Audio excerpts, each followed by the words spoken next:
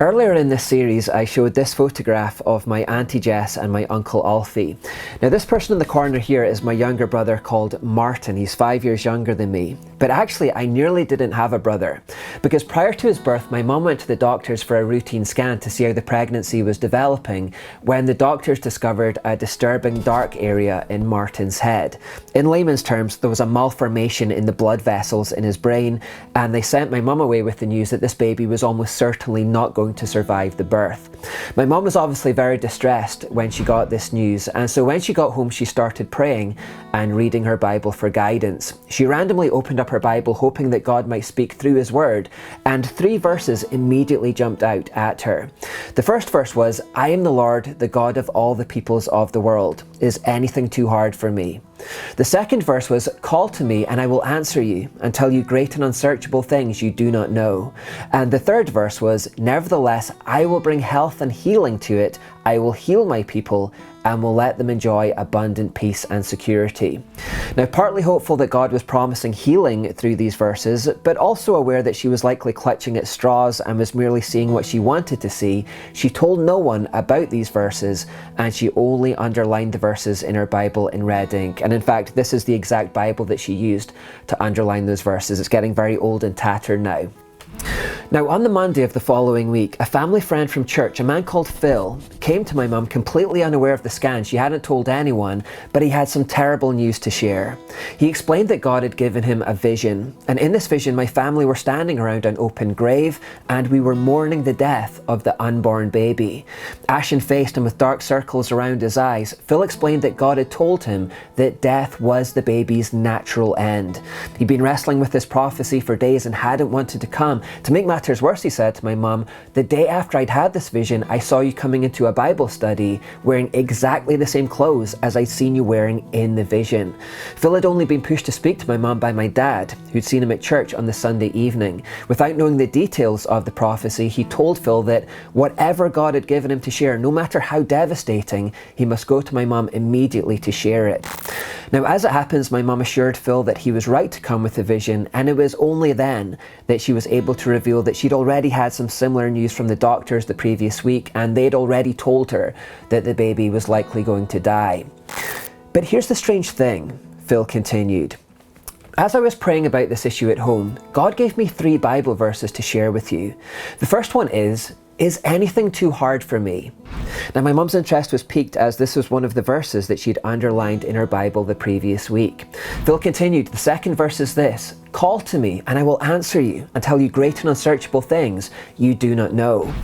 Another match. Now, it was at this point that my mum interjected and said, "Hang on a second, Phil, I'm going to tell you what the third verse is. Nevertheless, I will bring health and healing to it. I will heal my people and will let them enjoy abundant peace and security." "How did you know?" Phil asked.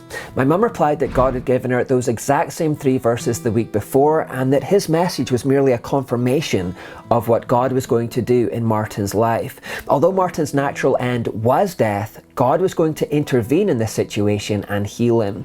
In more recent times, a mathematician has calculated the chances of 2 people producing the same 3 Bible verses independently of each other like this, and it's this number here. And in percentage terms, it's this number here. It's just infinitesimally small. Now, Martin did indeed survive until birth and even beyond his birth, but his life hung precariously in the balance for many years afterwards. The problems were many. The knotting of the blood vessels in his brain meant that the blood was getting stuck there, essentially, causing swelling in his head, which was threatening to rupture, causing a brain hemorrhage. Also, his heart was threatening to fail due to the extra work of having to pump the blood around his body through this malformation, through the knotting in his head. Actually, I won't go through the myriad of problems and events here, mainly because I don't really know them myself, but he had a stroke when he was 3. At one time, he was lying in a hospital bed, and a cough or a sneeze would have been enough to kill him. My parents became accustomed to being told, "We're sorry, but your son is dying. There's nothing more we can do. Please make your preparations." Somehow, however, he always seemed to pull through against the odds.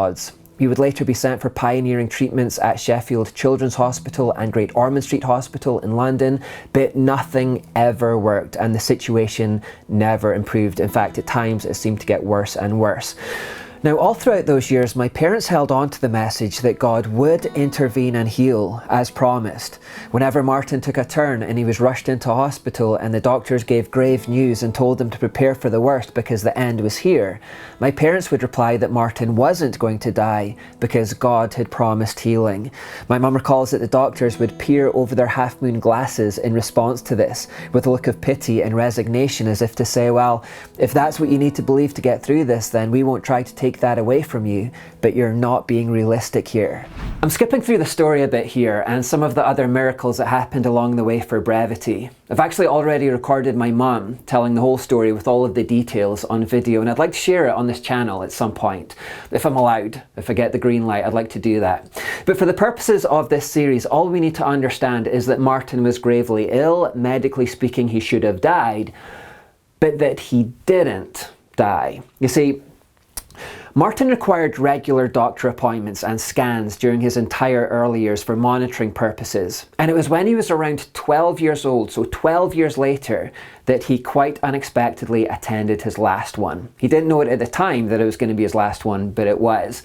The doctor that day went through the usual scan procedures with which my parents were now well acquainted. He then took the image and he put it up there on the light box in his office, just like he'd always done, so he could go through it with them and so he could make his assessment, just like he'd always done. On this occasion, however, something was different about the scan. In fact, he looked bewildered by what he was seeing. A furrowed brow came across his face. He double-checked that he picked up the right image and that he hadn't confused it with somebody else's, because what he was seeing that day didn't make sense. The scan was normal. It was completely normal. He pulled out Martin's previous scan from the last appointment so he could put them side by side in the light box and compare. And it was true. In the last appointment, the malformation was there, and in the new one, it had gone completely. Now, my parents, as you can imagine, were elated by this, to say the least. They asked if there was a medical explanation for this. The doctor shook his head. My parents asked if any of the operations in Sheffield or London could have produced these results. Again, the doctor said they couldn't. There was no medical explanation for what he was seeing here. My parents took great delight in reminding the doctor of all the times throughout the years that they'd insisted God would heal him.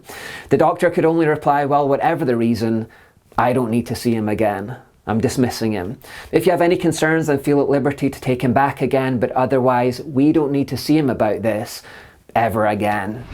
Today, Martin is still fully healed. He's married, he's got 2 dogs, he owns a home, he has a full-time job as a support worker after previously working in the travel and tourism business. He likes sports, especially football and running. He is completely healed. Now, if you'd asked my parents ahead of Martin's birth if they would have chosen to walk that path and endure all of those difficult experiences, they wouldn't have. It was a traumatic time. It was full of worries and stress and pains of every description. However, once they'd emerged out the other side of that experience, they would admit that their faith was greatly strengthened by the whole Martin situation, and that it strengthened the faith of everyone who was a witness to that journey, whether it be friends or church members or even just those who have heard his testimony ever since around the world. In fact, I hope it'll strengthen your faith today as well. Indeed, just a couple of years ago, my mum wrote to one of the doctors who'd been involved with Martin's journey in the early part of his life to let her know how he was doing and to fill her in with all of the latest news. In the doctor's reply, she intimated that she had now become a Christian herself, in part because of what she'd seen happen to Martin all those years ago. So when there are problems, when there are pains, it gives God an opportunity to step in and reveal himself in ways that otherwise wouldn't be possible, to draw people to him and to strengthen their faith. In short, it gives God an opportunity to heal and to perform miracles. Now let me turn to the Bible here to expand on this point a bit further. John records an incident with a blind man in his gospel. He says, as Jesus was walking along, he saw a man who'd been blind from birth. Rabbi, his disciples asked him, why was this man born blind? Was it because of his own sins or his parents' sins? It was not because of his sins or his parents' sins, Jesus answered. This happened so the power of God could be seen in him. The disciples assumed that this man, as they assumed with all blind men in those days, was suffering as some kind of punishment for his own sins. But Jesus told them that wasn't the case.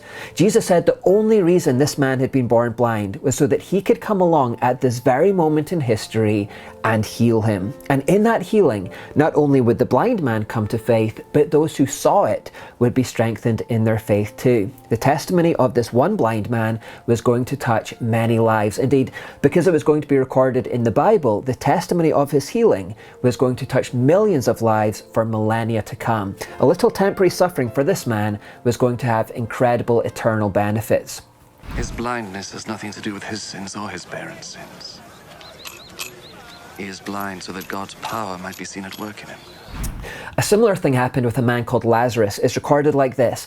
A man named Lazarus was sick. He lived in Bethany with his sisters Mary and Martha. This is the Mary who later poured the expensive perfume on the Lord's feet and wiped them with her hair. Her brother Lazarus was sick, so the two sisters sent a message to Jesus telling him, "Lord, your dear friend is very sick." But when Jesus heard about it, he said, "Lazarus' sickness will not end in death. No, it happened for the glory of God, so that the Son of God will receive glory from this." Again, it seems that God had allowed Lazarus to experience this sickness for the express purpose that it would give Jesus an opportunity to heal him. And in doing so, Lazarus' faith in Jesus would be strengthened, and everyone who heard about it, then and for millennia to come, would also be strengthened in their faith too. A little temporary suffering for Lazarus would have huge eternal benefits. We need to remain balanced here and say that God doesn't always heal. He doesn't always intervene in a miraculous way. But sometimes he does.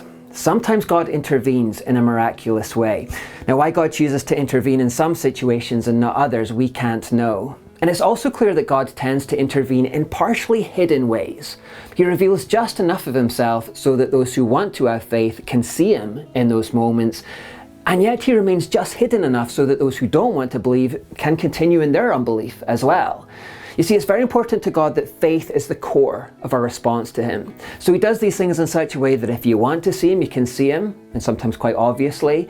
And if you don't want to see him, you won't. Now, wherever you are on this faith spectrum, and I know there are even Christians who would deny that God heals today. In fact, if you're not a Christian, believe it or not, this is quite a contentious issue within the church today. And I know that I've been asked about this question quite a lot as well. In fact, I was going to do an answers video about this question because people ask, what do you think about God doing miracles today and healings today? Do you think it still happens? But I guess this video answers it. I can't not believe in miracles because I've seen them. I've seen God at work, not just in Martin's story, but in my own life too. In fact, I keep saying I'm going to do a testimony video, but I never quite get around to it because there's always something more important and interesting to me anyway to be working on. So I never quite get around to that, but I will one day. But even just biblically, theologically, I think it's clear that God does intervene today. Again, not always. I'm not into name it and claim it. I'm not into the word of faith movement.